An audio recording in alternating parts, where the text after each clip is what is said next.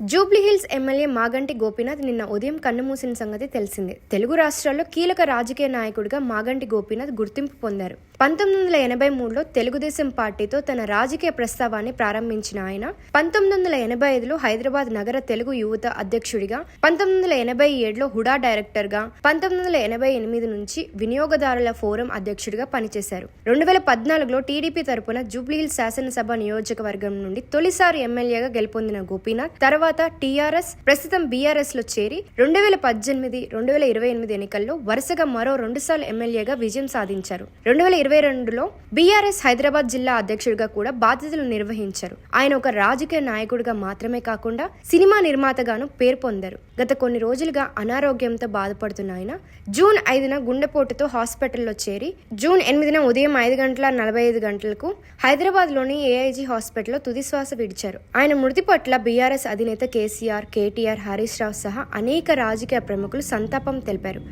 మాగంటి గోపీనాథ్కు ఒక కుమారుడు, 2 కుమార్తెలు ఉన్నారు.